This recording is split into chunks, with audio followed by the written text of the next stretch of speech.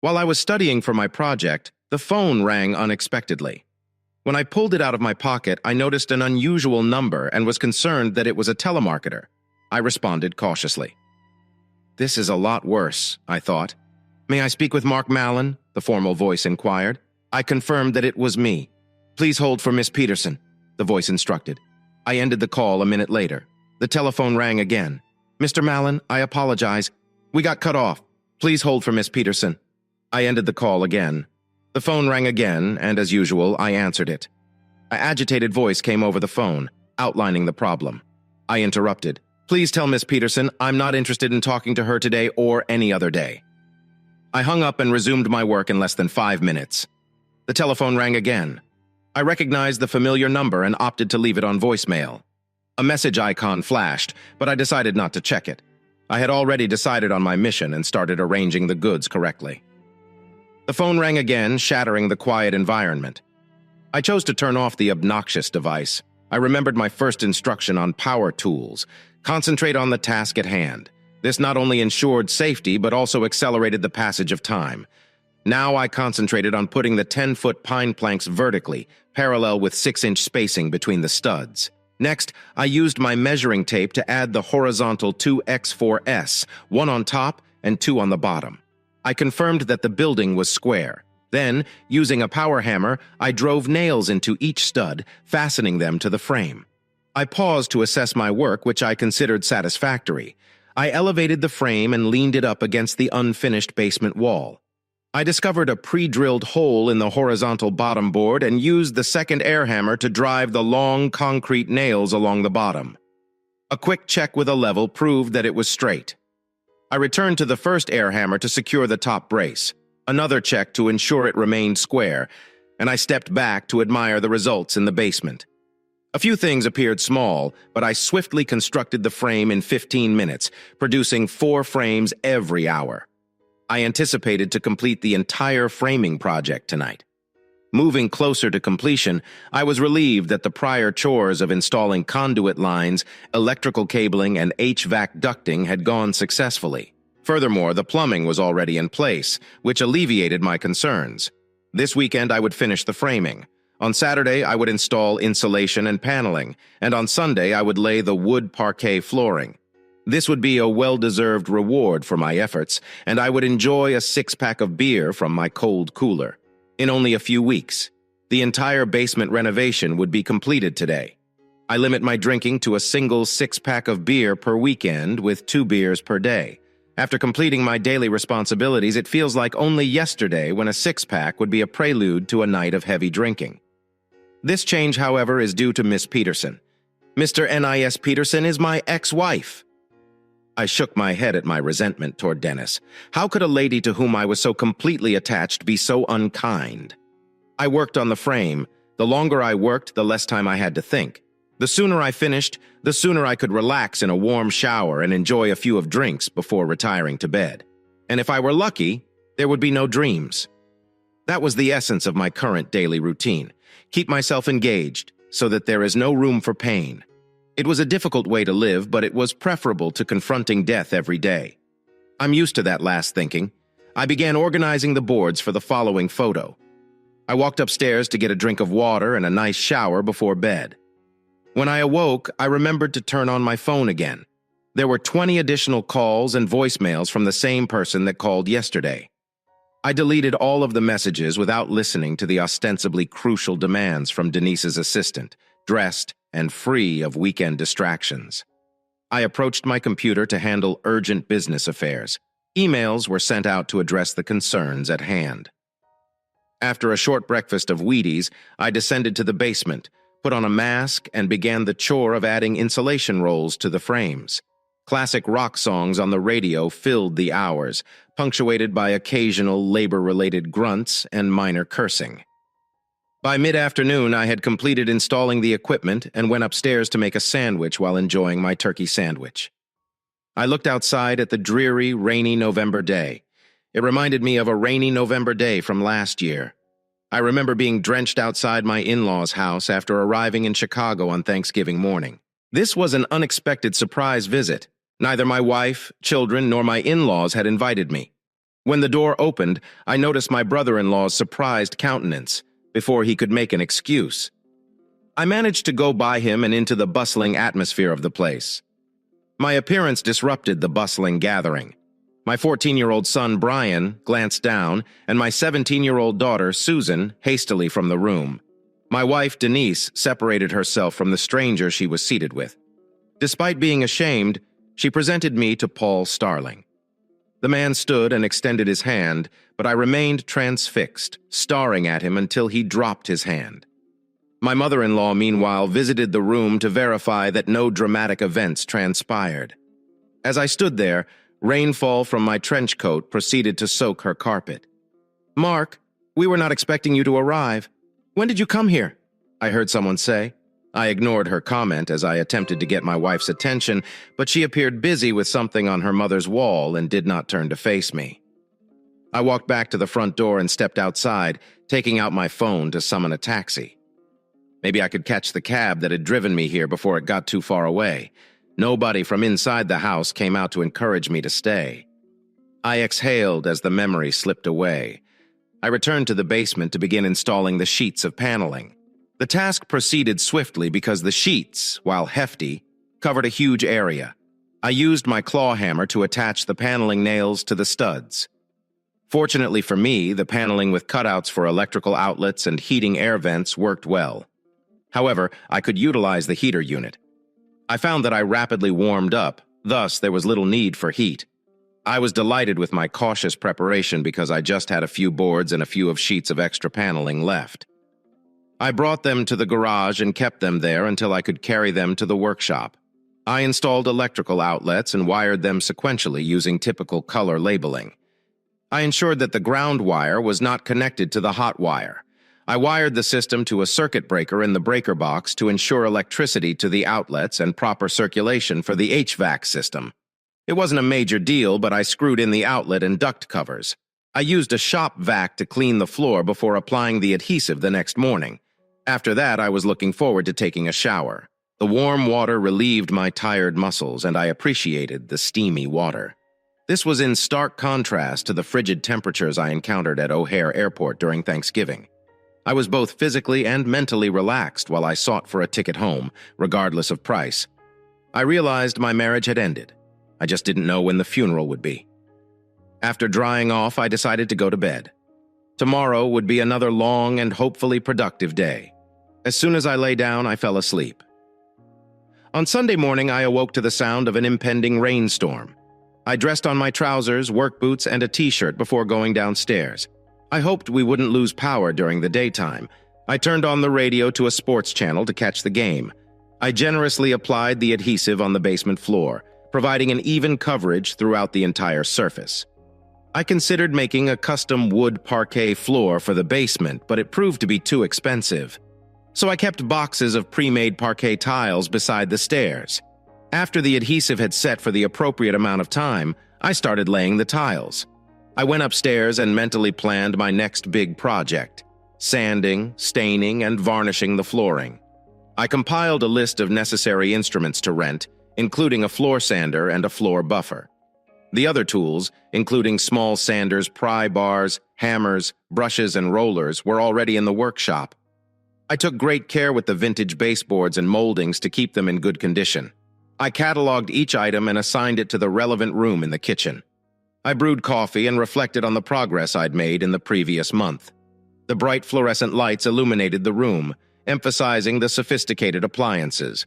I ate my breakfast in the nook beside the food preparation island, admiring the colorful Mexican glazed tiles that adorned it.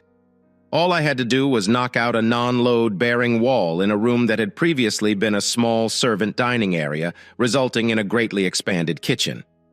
I extended the shelves and pantry, but the room remained too large. I installed a brick pizza oven, which completed the kitchen design. The notion of pizza brought back memories of meeting Denise during a freshman mixer at a nearby pizza parlor during university. She appeared athletic, with long, strong legs, a slim frame, and a welcoming grin. She was disturbed by an intoxicated man.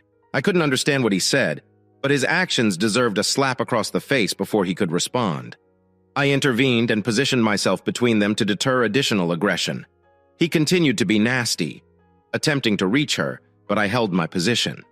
The bouncers eventually intervened, accompanying the man out of the area. As I turned around, I was staring into a set of mesmerizing green eyes. Denise introduced herself, and Mark introduced himself. We chatted for a while before she excused herself, and I expected our encounter to be brief. A month later, I was walking across campus and heard someone call my name.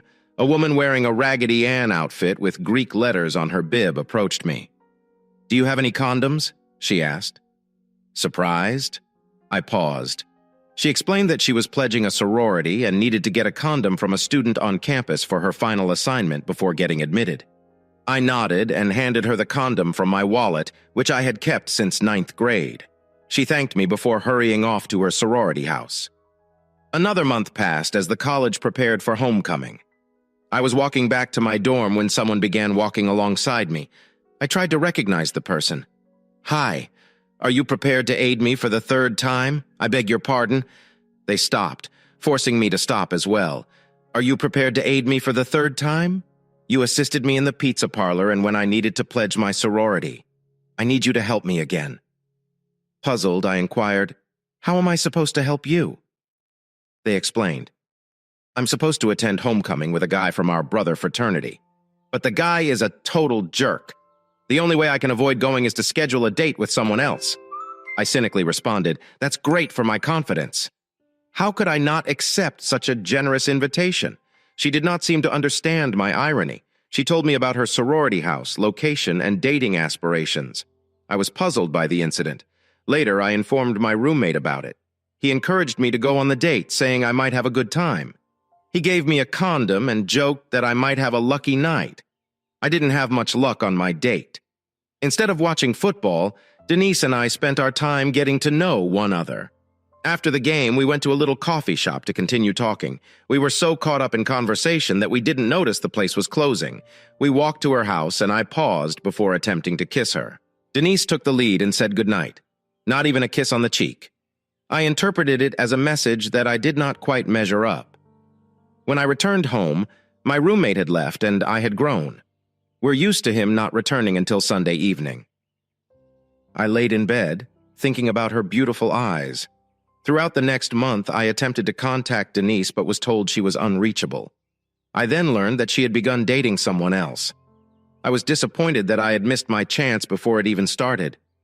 A sharp crack of thunder interrupted my thoughts about Denise. I returned to the basement and began laying the tongue and groove tiles down the sidewalls.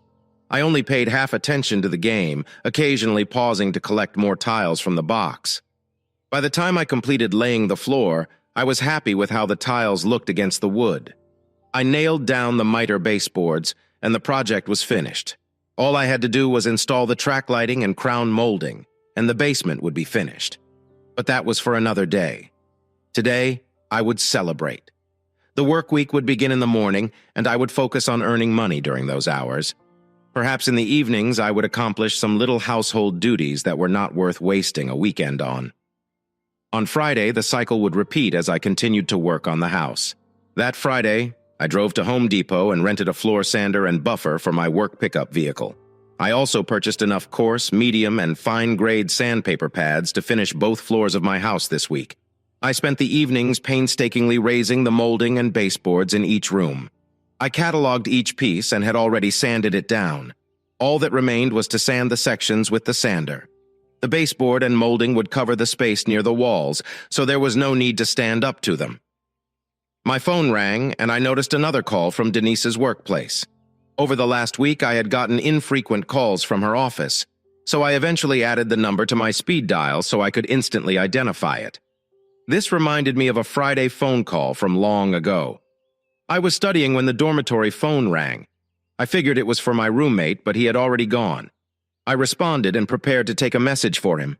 "Where are you now?" the voice shouted. "Who is this?" I inquired, surprised. "This is Denise." The voice responded. "Now where are you?" I replied. "I answered your call, so I am here." "Come to my sorority home right now," Denise demanded. I hesitated, but ultimately decided to go. At the sorority home, I introduced myself and waited. Denise was arguing with a man in the corridor when I saw her.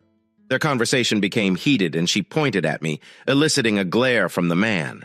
She dashed outdoors, exclaiming, "We need to leave," and began to guide me away. After a while, I asked, "Could you explain what's happening?" She frowned at me, claiming that the fraternity member was pestering me again. "How is this my responsibility?" I inquired. "I needed help." She yelled, "Why haven't you contacted your boyfriend?" I turned and left. I ultimately went back to the coffee house where we had our homecoming date. She joined me and sat beside me. As we talked, my rage subsided. Then she suggested wanting to see me. "But there is one little condition. I am pulled to you, but I am not ready for a committed relationship. I want to date you while also seeing others. If this is our fate, we will know it. Will you accept that?" I paused. I'm not delighted about having to share her. She then kissed me, and I realized I was lost. Some weekends I'd go on a date with her, but others I'd spend alone, plagued by thoughts of her with others. After 4 months, we had intercourse in her automobile, and my feelings grew stronger. I attempted to persuade her, but she continued to date others. This perplexing cycle continued for 2 years, until one day she said, "I'm pregnant." The entire world came to a standstill. She glanced at me and said, "This is ours." I knew exactly what she anticipated. I was panicking within. I had 1 year remaining to complete my business degree. Then I would go for an MBA and a decent job. That was when I proposed to Denise. But not now. Denise intended to pursue a history degree before continuing on to law school for 3 years. Suddenly, our plans had to change. We spoke and found a solution. We would have a simple wedding. I would work and support her through law school. When she acquired a job, she promised to help me pursue my MBA. Then we may live happily ever after. That's when the issue became more serious. I met her mother, who was known for her strict demeanor. She conveyed her concerns about my relationship with her daughter and maintained them throughout our time together. My grandmother, who had reared me, had similar doubts about the marriage. However, she merely fixated on safeguarding her home, which I would eventually acquire via a prenuptial agreement. Denise, my partner, was not pleased with this condition, but my grandmother's wishes triumphed, and she agreed to it. We had a quiet, intimate wedding ceremony and began our lives together. Denise's pregnancy and my juggling of several odd jobs to support us made our last year of school difficult. I mowed lawns, performed modest home repairs, and took on contract work when available. We graduated, and Denise gave birth to our daughter, Susan. Denise was accepted to law school, and her mother posted several graduation and baby images. I was not in any of them. I got a stock brokerage internship and took on the less attractive tasks. I worked hard, making cold calls and delivering lunches. I eventually obtained my broker's license and began trading stocks with the supervision of a senior broker. My compensation increased in tandem with my skill level. However, my wife, Denise, and I struggled to save money because she found ways to spend every penny I earned. When Denise started her 3rd year of law school and became pregnant again, our family expanded with the arrival of our son, Brian. Now I had to care for a baby, a 3-year-old child, and a wife who was studying for law school finals and the bar exam. There were several occasions when I held my cool when Denise or her mother complained about anything. I realized how important it was to assist Denise attain her dream. So I endured their criticisms and continued to encourage her as she spent time with her study group. I occasionally joined them when they went to a bar to unwind. I would leave early to care for the babies and give Denise some personal time. My goals did not match the approval of some of my extremely competitive male study mates who teased me in front of Denise. I was ready to face them physically, but I knew it would have a negative affect on Denise. So I swallowed my pride and pretended I didn't hear or understand their jokes. The day of finals was over, and my daughter Denise finished 3rd in her class. I was proud when she walked across the stage at graduation while I cradled our children. She was radiant as she met numerous classmates before leaving for a graduation party. She returned home around 10 a.m. the next day, stating that she had spent the night at a friend's house after drinking too much alcohol. I argued that she should have phoned me for a ride, which sparked a violent dispute and made our children cry. I spent the next several hours reassuring them. Finally, I chose not to concentrate on the dispute because the matter had been addressed, and I did not want to upset the children again. Law school was rigorous, but studying for the bar exam was extremely difficult. Denise and her companions spent 4 months studying law and preparing for the 3-day test. I did my best to assist her by giving her foot massages and going on late-night ice cream runs. Denise excelled, scoring the highest on the bar exam. She got a high-paying job in Dallas, so we moved. I intend to start my MBA at SMU, but Denise advised us to prioritize saving money. While she worked her way up to partner at her firm, she pledged to help me get my MBA. When she became a partner, she persuaded me that having a 2-income family would allow us to invest for the future. So I found a job in Dallas and started working. I quickly learned that Denise believed what was hers, and what was mine was up for debate. I was in charge of renting automobiles, managing the budget, handling student loans, and other tasks. Denise looked after herself, and any attempt to trace her income resulted in a heated argument. We never found out where her earnings went. We lived in Dallas for 11 years until Denise's business sent her to Atlanta. I offered to Denise that we renovate my grandmother's house, which I inherited after she died. Denise declined, likening the dilapidated Victorian estate to the Addams family home. I promised her that we could restore it to her specifications within her budget. I suppose some of her reluctance stemmed from her being upset by my grandmother's proposal for a prenuptial agreement. Denise came across a pricey house with a tight homeowners association. I persuaded her to reconsider her decision, but she was adamantly opposed. I signed the papers to purchase a home and join a country club that we did not like. I moved positions at a brokerage firm and remained at the bottom. We struggled to make ends meet, and Denise chastised me in front of the kids, which strained our marriage. The third issue arose when the house began to degrade, and the homeowners association asked that I pay for expensive repairs I couldn't afford. I feared talking to Denise, but I had reached a breaking point. My most recent employment evaluation stated that I had surpassed my income limit, implying that I was locked in my current position with no prospects for advancement. I described our challenging predicament to Denise again, presenting her the work review. Even while it made me feel ashamed as usual, she sneered, claiming that her mother had always been correct about me, defeated. I sat at the table while she walked away. The next day, she told me about her plans. Her organization required someone to temporarily handle their Chicago office. This opportunity may lead to becoming the next partner at the law firm. She and the children would stay with her mother while I stayed behind to correct the issue I had caused. Despite the difficulties, I refrained from showing my frustration. The kids didn't seem upset about being removed from me. Instead, they were thrilled with the prospect of moving to Chicago and spending time with their grandma. Seeing them off at the airport was heartbreaking, but they were excited to leave. Later, I went home and cried. The next day, I planned a meeting with the Homeowners Association Board to offer my proposal for repairing the house according to their standards. They flatly rejected my concept and placed stringent requirements that I had to meet in order for things to function. I had to make sacrifices despite my family's departure. I was still struggling financially. I started with simple jobs and worked my way up to more complex ones. It seemed that with each completed project, 2 new ones appeared, and I began to despise the money pit I called home. I could only communicate with my family on rare occasions, and our conversations were brief before they cut off the phone. I began to drinking as a coping strategy at work. This behavior was frowned upon, but by that point I didn't care.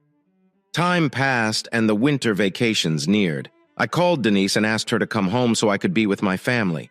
She explained that it was not possible owing to her work schedule. I recommended flying there instead. She responded that I should prioritize fixing the house above taking a trip. Denise indicated that her family will be away for Thanksgiving, so there was no reason for me to come. Susan then said that the family was gathering at her grandmother's house, and she was looking forward to seeing her cousins. Finally, Brian mentioned that his uncle would take him to the Bears game at Soldier Field on Thanksgiving. Something seemed odd, and I couldn't take it any longer. I chose to travel to Chicago. There, I found answers to questions I didn't know I had. One question concerned how soon I was replaced. The most hurtful response came when Susan turned 18. I anxiously tried to contact her and Brian following my trip to Chicago, leaving multiple phone messages pleading with them to call me back. Unfortunately, they never answered my calls. 2 weeks after Susan's birthday, I received a large manila envelope by mail. Inside, I discovered documentation indicating that Susan had applied in Cook County to change her name from Susan and Mallon to Susan and Starling. She claimed to desire the name of her biological father, Paul L. Starling. Susan Mallon and Paul Starling provided affidavits saying that they began an intimate connection in college and continued it through law school, resulting in the birth of their daughter. DNA results from 3 renowned labs, notarized, corroborated this. A file-stamped copy of the judge's decision approving the name change was also provided. I anticipated that when Brian turned 18, I would probably get a similar surprise. Denise called and asked if I had received a package. I answered yes. It was intended for her mother, but a secretary's oversight resulted in it being forwarded to me. Denise stated that the secretary was dismissed. No, Denise, I am the one who has made mistakes. I've been making these for more than 20 years. I finished the call and shortly thereafter received the divorce papers. Denise earned more, but she argued I didn't deserve a fair share of the marital assets. It was hers. It was mine. The house was the lone exception. She wanted half when it sold, despite the fact that she made no contributions to it. In other terms, I would lose $400,000. I was curious how she responded when she received the harsh property settlement agreement back signed by me without opposition. I took a moment to refocus on the flaws and realized I'd gone into autopilot. The faults had now been sanded and buffed, making them ready for staining and varnishing. I was proud of the progress I had achieved. The stain I chose would match the pastel colors in the various rooms. After I finished the stain process, I aimed to apply several coats of varnish to protect it. I uncapped the first bottle of the day and wandered around the rooms, noticing minor flaws that still needed to be addressed. However, all of the assignments were basic. I pondered taking on another large endeavor to occupy my time. But I didn't make any immediate decisions. I was on the master bedroom balcony, admiring the expansive backyard. I considered having a large swimming pool with an associated hot tub, as well as a pool house. I smiled at the thought of studying and applying for permits. I imagined other pool sizes and styles, estimating the prospective expenditures. Soon, I heard a strange vehicle and people shouting. However, they were not visible from the back. I went to a bedroom that faced the front street. I looked down and saw a large rental truck with a trailer attempting to pull into the driveway of the house next door. The driver fought to control the vehicle and accidentally jackknifed the trailer into the wet grass, causing the wheels to spin deeper into the lawn. I hurriedly stepped outside and tapped the driver's window, startled her. She turned and looked at me, surprised, and despite her difficult condition and tears, she was unquestionably beautiful. She had to deal with 2 yelling young children in the passenger seat. I inquired if she needed assistance, and she graciously nodded, tears in her eyes. I handed her my umbrella, and she swiftly brought the youngsters from their chairs to the front porch for safety. I adjusted the wheels and changed into low gear, gently tapping the gas pedal to keep the rear wheels from spinning slowly. I moved the vehicle and trailer out of the rut, causing some damage to her front yard. We continued on our journey after becoming free. Most individuals have never driven a vehicle with a trailer attached in reverse. With a trailer, you must turn in the other direction from usual. I carefully steered the trailer up the driveway, making sure both the trailer and the vehicle were in position for unloading. I raced from the rain into the porch after turning off the vehicle. The children applauded and the blonde woman smiled broadly. I concluded I liked her, grinning rather than crying. Here are the keys. I handed them to her and placed them in her small hands. Thank you very much for assisting us. I wasn't sure what I was going to do. She had the nicest Southern accent. I am Mark Mallon. I'm happy to help a neighbor. I mentioned that I assumed you were the new neighbors. Jeannie Harris responded, I apologize. I'm Jeannie, and these 2 are Kay and Billy. The youngsters rejected the description but hugged their mother. I smiled, knowing that the situation was ended. I hope you have help unloading the truck and trailer. I commented that Jeannie seemed sad. We had help loading, but there are just 3 of us unloading, I offered. Allow me to assist, if it becomes too difficult. I can contact some folks to aid. I got another smile of gratitude as she thanked me warmly. I offered to do as much unpacking as I could by myself, and then we'd work it out. The three retreated to their house. Cries of dismay rang through the house immediately. I entered the dimly lighted room where Jeannie was plainly agitated and explained that the electricity was meant to be turned on. I reassured her before heading outside to phone a friend who worked for the power company. I gave him the address and he noted that he had gotten that particular assignment for placing the meter. However, because no one was home, he was required by corporate rules to vacate the premises. He planned to return on Monday afternoon to try again. "They're here now," she remarked, referring to the woman with 2 young children. "You owe me some favors, so come over, set up the meter, and get creative with the paperwork." He agreed, so I hung up. I approached Jeannie and informed her that the power will be turned on soon. She praised me, and the children applauded. I unlocked the trailer and began carrying boxes into the dimly lighted front room, which was backlit by the rainy daylight. Jeannie assisted with the smaller, lighter boxes, while the kids watched from the porch. They were adorable as they disputed who should sleep in their room first. Jeannie gave me a sardonic grin as she observed the children. I reminded her to let me handle the larger boxes as I took a large one from her and placed it in the increasing pile inside. Just as we were finishing unloading the trailer, my friend John arrived in his work vehicle. Soon, lights illuminated the house, thrilling the children as they raced from room to room investigating. John returned to his truck to fetch the paperwork for Jeannie to sign. "So, Mark, have you emptied everything?" I replied. "John, we're currently working on the trailer and have yet to start on the vehicle." John approached the trailer and picked up a box, carrying it inside.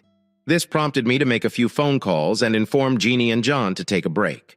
We sat down to get to know each other better. Before I could ask if she could afford a house in the neighborhood, Jeannie mentioned that she was an elementary school teacher. Help has arrived. Friends and their families arrived with pizzas, drinks for adults, and sodas for the youngsters. Everyone pitched in to assist unload the truck. The women toured the house while the children played inside and decorated. Plans were addressed. Boxes were opened. Furniture was shifted to the right. Rooms and the living room were decorated. It was a simple afternoon spent enjoying time with friends. I was shocked at how fast Jeannie felt at ease hosting a group of individuals she had just met. Her pleasant attitude quickly won over friends. The women exchanged phone numbers and made plans for lunch. John leaned forward and tapped me with his soda bottle, whispering, "You know, the common factor among all these ladies is that you should prepare your ears to burn." I laughed and presented my pool concept, which prompted a conversation with the guys as we were brainstorming. Throughout the afternoon, the boys exchanged opinions. Jeannie and I would exchange quick glances and smiles. The party came to a close, and everyone left. Let me help Jeannie bring the sleeping youngsters upstairs to their bedrooms, where she carefully nestled them in and whispered goodnight. We descended the stairs and went outside to sit on the front steps. I offered her a beer, but she declined, so I drank from the chilly bottle. We proceeded to sit and relax. "Mark, you are fantastic. Thank you so much for all you have done for us." Jeannie expressed gratitude. "Jeannie, I was simply acting neighborly. There is no need to thank me," I responded modestly. "Rubbish," she countered. "Without you, I'd still be stuck in my front yard with 2 wailing children in a house without power. Mister, I owe you a great deal." I chuckled and replied, "Just wait until you get to know me." I took another sip from my drink. "By the way, what are your plans with the truck?" Jeannie's expression betrayed her aggravation as she described her difficult cross-country travel in the truck. She had encountered numerous angry cars who honked at her when she needed to stop for petrol, food, or a potty break. Her inexperience driving a truck has caused multiple traffic bottlenecks at petrol stations, fast food restaurants, and motels.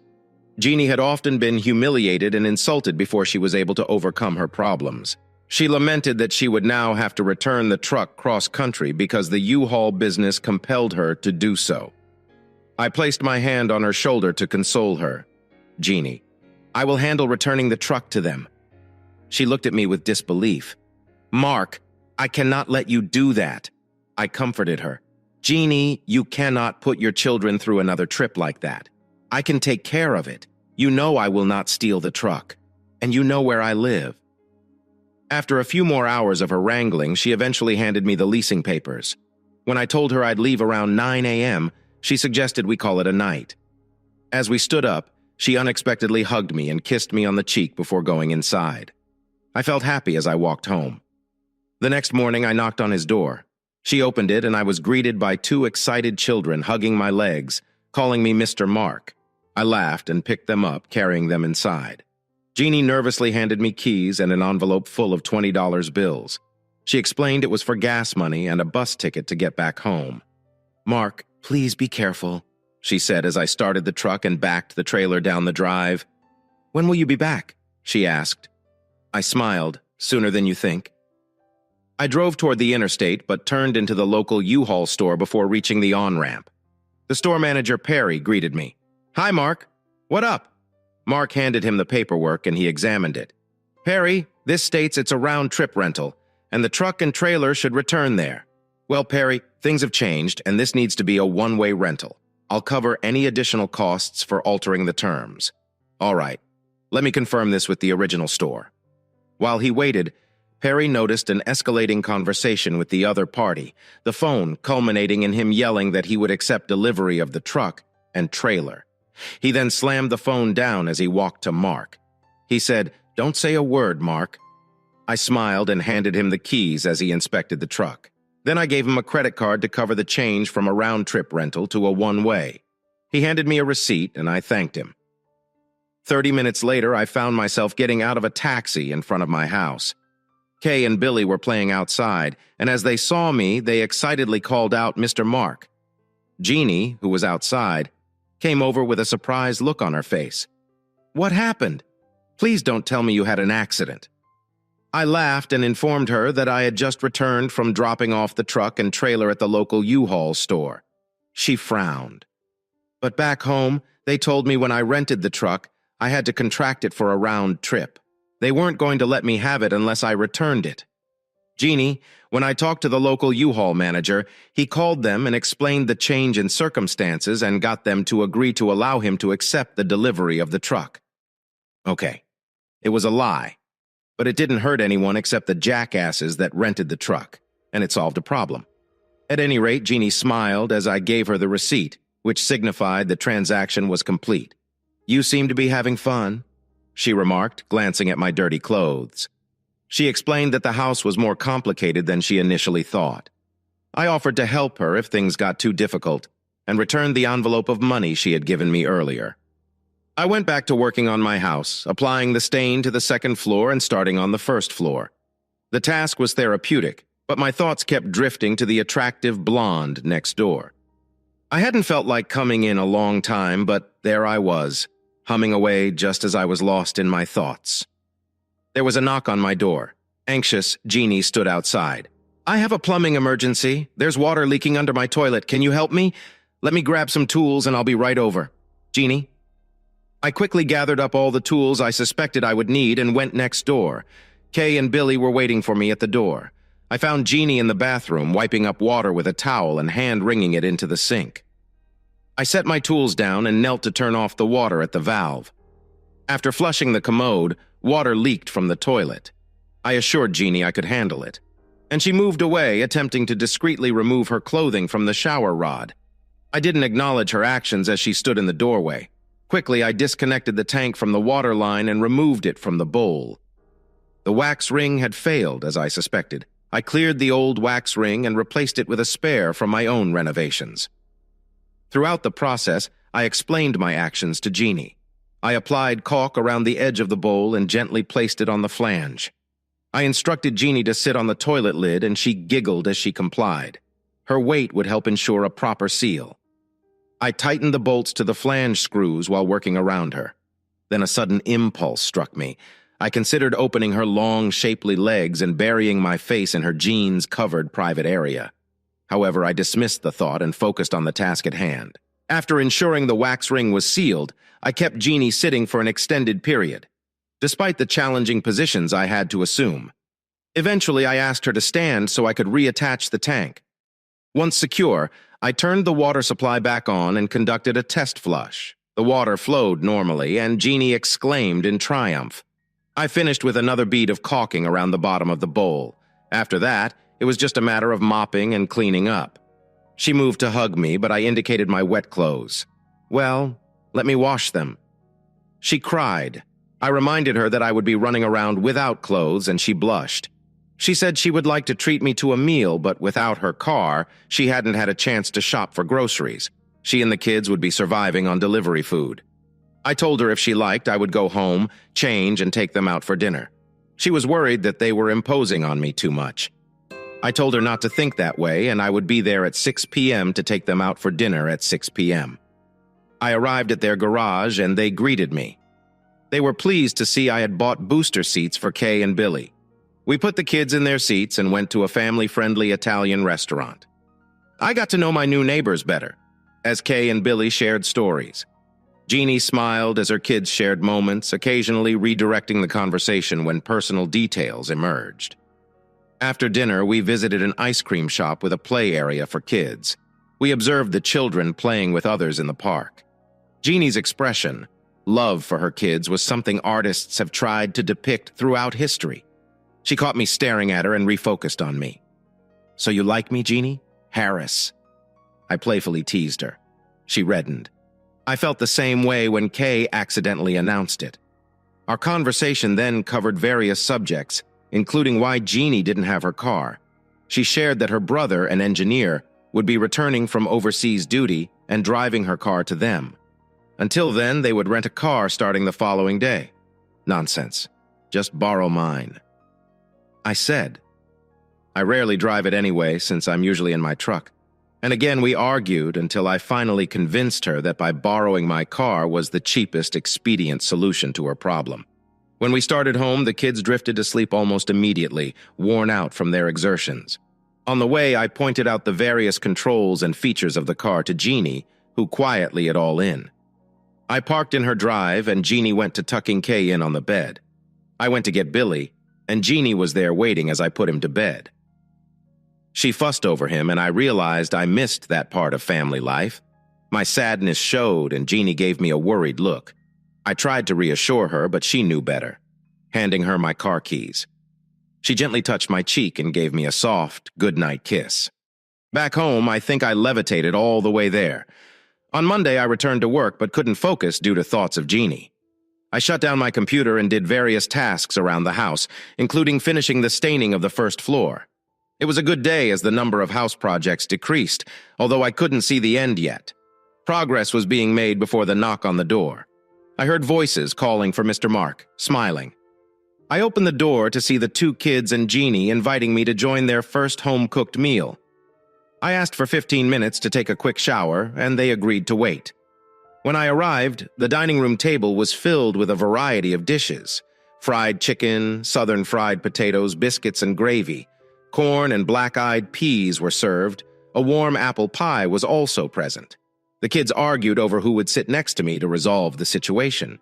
Jeannie suggested I sit at the head of the table. The kids sat on either side of me, and Jeannie sat across from me. After saying grace, we all enjoyed the meal. I filled up on the delicious food and groaned in pleasure when a slice of apple pie a la mode was placed in front of me. I managed to eat every last bite. The rest of the evening was spent playing a number of children's games. 9 p.m. arrived, and the kids headed to bed with Jeannie trailing behind partway up. She gestured for me to join her upstairs. I followed, and we each read a bedtime story to our respective children as they dozed off. Jeannie and I tiptoed downstairs. She brewed some coffee, and we worked together to tidy up from dinner. Jeannie filled a large ceramic mug for me and inquired about my preference. I mentioned I liked it black, and she made her coffee with cream. We carried our mugs to the porch swing and enjoyed the pleasant November evening while sipping our coffee. Kay and Billy were the subjects of our conversation when I found myself discussing Susan and Brian with her as I opened up about the challenges my family and I faced. I poured my heart out. Jeannie listened attentively, her eyes filled with sympathy. She offered comfort by resting her head on my chest. It was a relief to have someone who understood my struggles. Jeannie then shared her story in a gentle whisper. She had experienced a picture childhood, was crowned homecoming queen, and married her high school sweetheart. They pursued their college education and started a family together. Somewhere along the line, the train derailed from its intended path. A couple started arguing about harmless teasing that had turned into more serious issues as the disagreements intensified. They sometimes became physical. Fortunately, their young children were oblivious to the escalating tension. The word divorce began to surface more frequently in their conversations. One night, a devastating phone call from the police rocked them to their core. A deadly car accident claimed the life of a young woman driver thrown from the wreckage was her deceased spouse. It appears they were involved in an intimate moment at the time of the tragedy. From that point, Jeannie faced a hard predicament. Her in-laws and the dead girl's relatives blamed her for the difficulties. As the estate moved through probate and issues arose, Jeannie blamed herself as well. After navigating the hurdles, she decided to start fresh and move to a new neighborhood where she could begin anew. She used all her money to buy the house. Now she had only a job offer in the school district and a faltering investment account. She would need to use the money to meet expenditures until she started job. Unexpected repairs added to her bills. Despite this, she had no regrets about moving.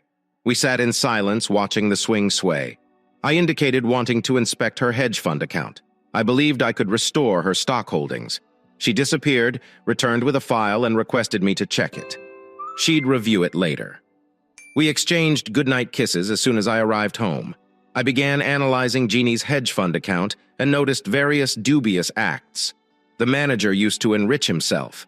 Not only was he dishonest, but he was also incompetent, as proven by his terrible stock investment choices. I was convinced that I could enhance her account by 30% in the first year alone. I marked different things to discuss with Jeannie the following day and went to bed, still thinking about our earlier kiss during supper at Jeannie's. We enjoyed another excellent supper and played more children's games before bedtime. This time I read Kay to sleep, tucking her in and wishing her good night. The night was cool, making it less enticing to spend time outside. I needed the table to organize my work for Jeannie, which involved analyzing data, reviewing spreadsheets, and producing projections. As Jeannie returned downstairs and started another pot of coffee, she inquired about my discoveries. I advised her that she was being shortchanged and that I could help her when we got into the details. She moved toward the den. I asked her if everything was okay. She replied that there were no issues. She trusted me and saw no need for further explanation.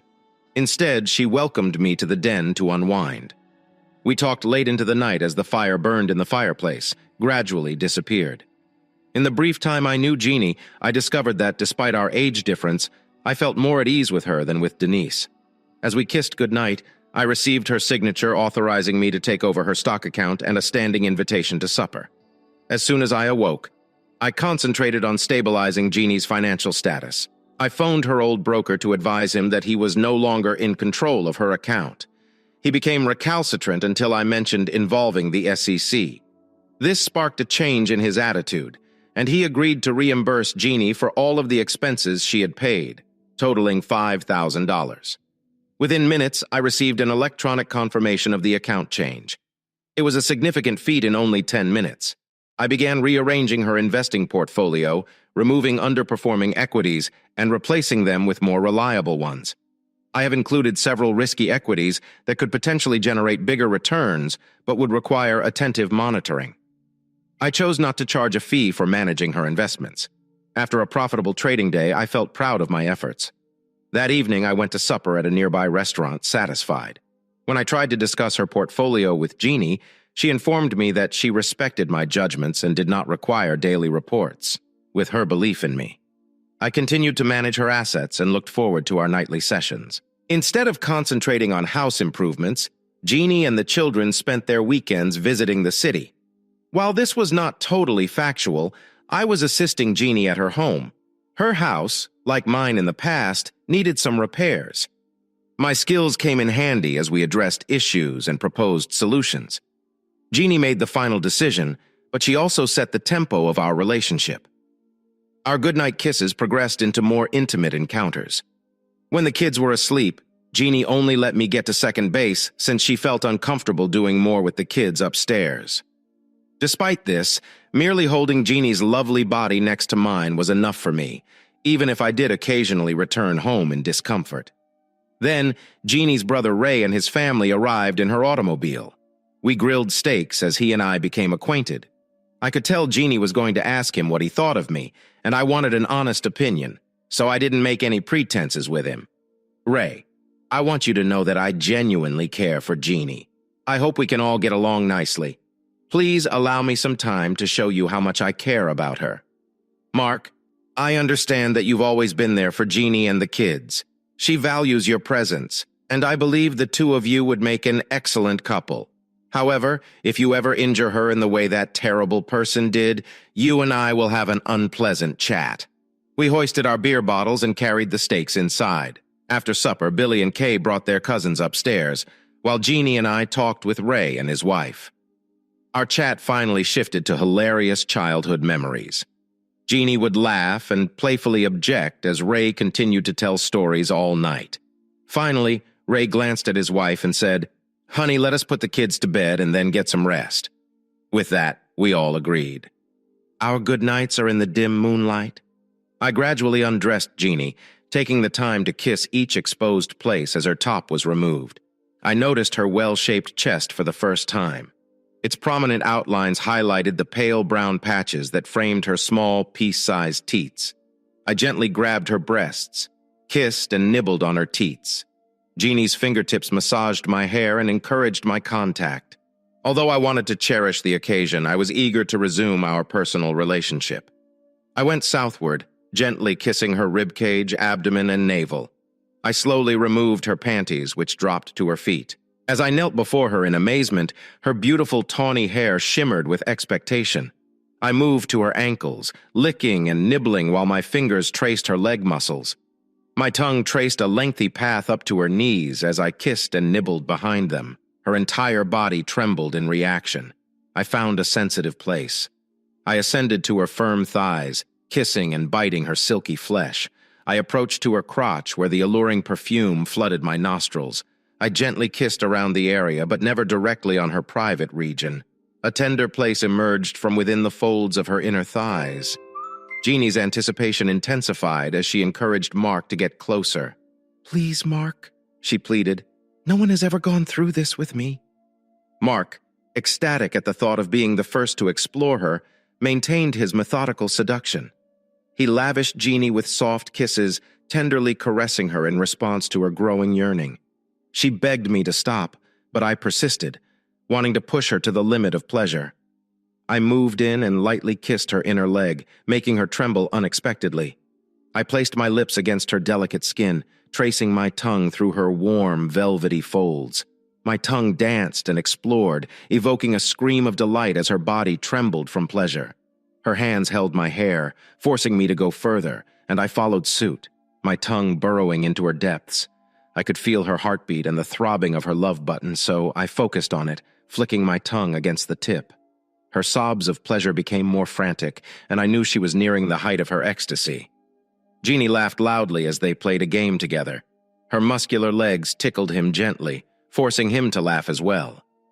They continued to enjoy each other's company, exchanging many grins and laughs.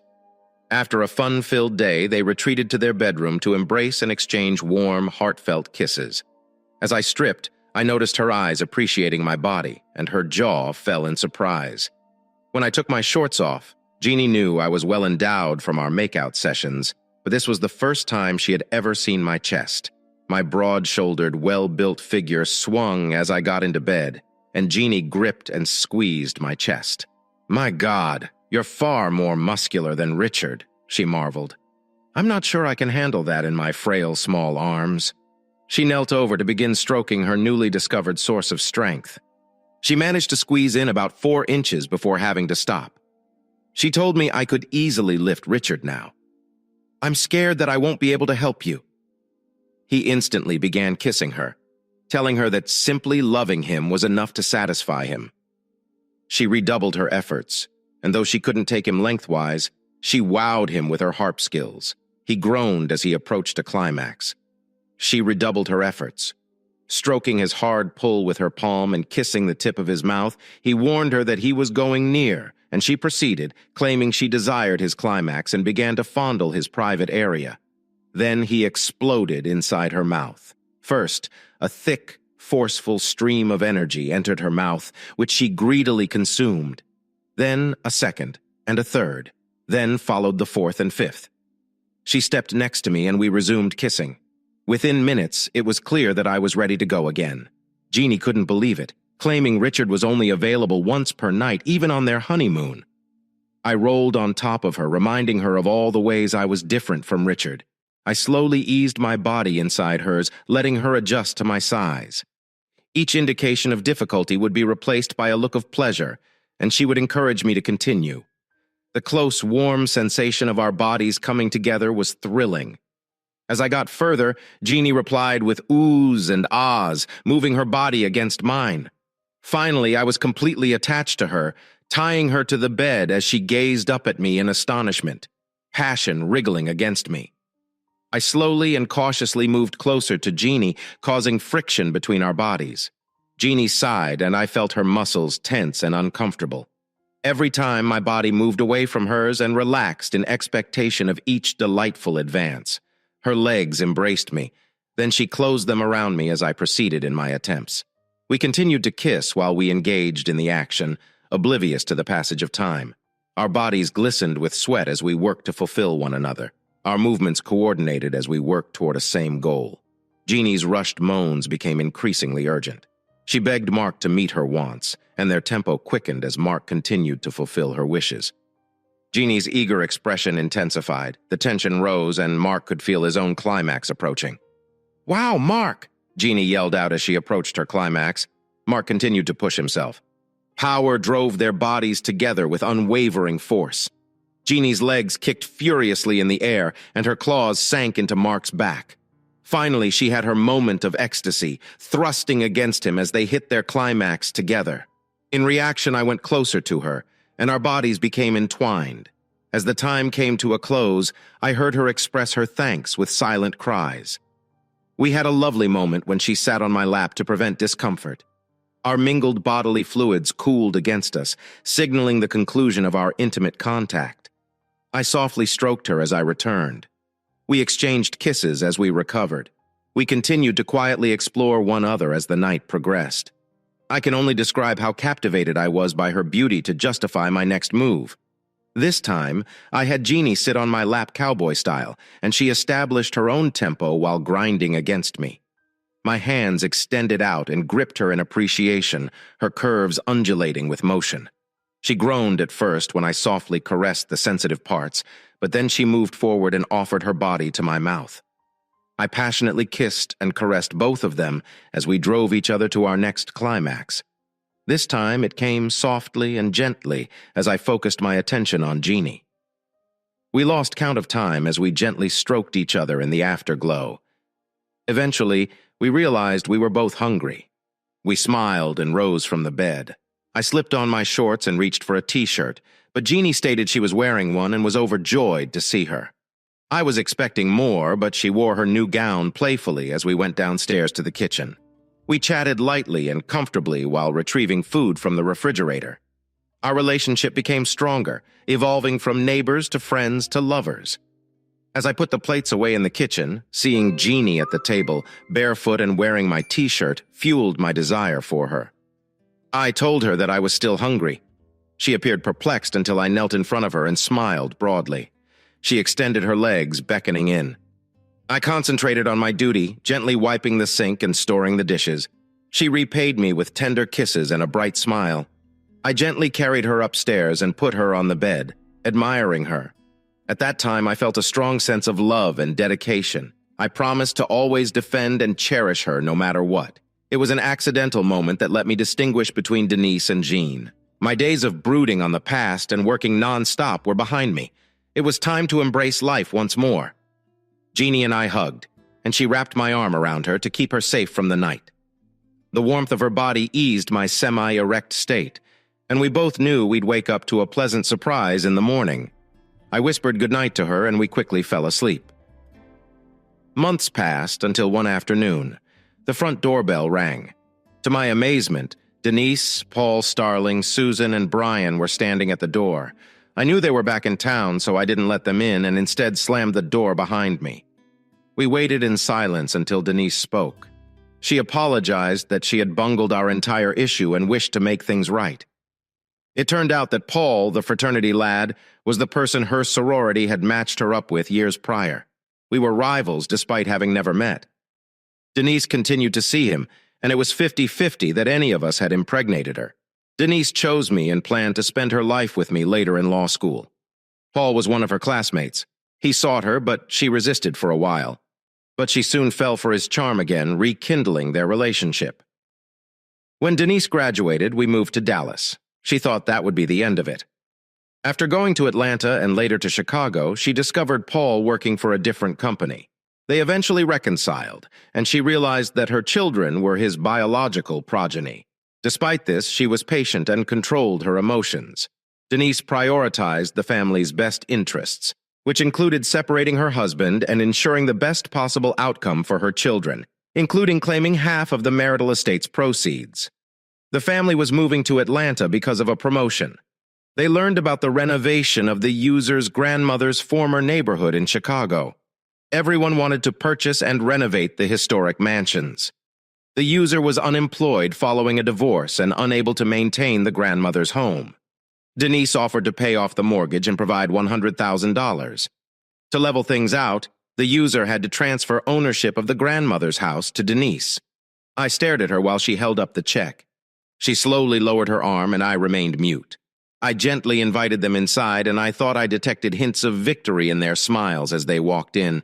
I could hear their shocked gasps as they glanced at the lobby, which was illuminated by the big chandelier. I explained my attempts to restore the entranceway. We entered the drawing room where the excellent workmanship and tasteful furniture wowed them. I talked about my efforts in each area while they marveled at the beautiful transformation in the house. Susan gasped when she saw the Steinway grand piano in the conservatory. Her passion for music was well known, and as a child, all she had was an electric keyboard. She softly stroked it as we proceeded to the next room. Then we moved upstairs to the vast, warm bedrooms, eventually ending up in the master bedroom, which was filled with sunlight. The master bathroom included a walk-in shower with multiple shower heads and a big enameled clawfoot tub. I brought them out to the balcony, which overlooked the Olympic-sized pool house, and hot tub on the patio deck. We continued exploring each area until we arrived at my study. I talked about the mahogany paneling and my search for furnishings that would match the theme. Several first-edition volumes lined the built-in bookcases. Butters, my pet golden retriever, approached and sat with me on the sofa. Denise scowled, displeased by the number of dogs around. She was no longer important to him. After visiting that location, would you ever consider returning to the root of your suffering? Before anyone could react, children poured in, joyfully sharing their day. "We went to the aquarium," Billy shouted. "That is an aquarium," Kay made a correction. "Billy, but our aquarium at home is superior," Kay agreed, their enthusiasm for the basement while the aquarium is obvious. Denise was taken off guard by the interruption. I didn't disclose any information because Jeannie was 7 months pregnant. "Honey, I didn't realize you had visitors." I assisted Jeannie into a chair and inquired about her well-being. She replied with a loving smile and a kiss. I informed them that they were not visitors and that they were leaving now. I accompanied them outside and instructed them to keep their distance as they drove away. I knew they had many questions, but they'd never find the answer. I promptly walked out of the house and returned to my grandmother's house. After returning from Chicago, the house was still in decent condition, and I thought I could mostly restore it on my own. This became part of my work-based therapy. I used my years of expertise at brokerage firms to learn how to avoid dangers in trading. Despite having some independence in my work, after returning from a trip, I opened a fictitious business account and used the organization's resources to participate in multiple transactions. By the end of the day, I had made a large amount of money and returned it all to the company. I removed the transaction records from the company's computers, leaving no evidence. Although I knew my activities were illegal, I justified them by thinking about the money I had helped my coworkers earn over time. I was satisfied with my one-day contribution.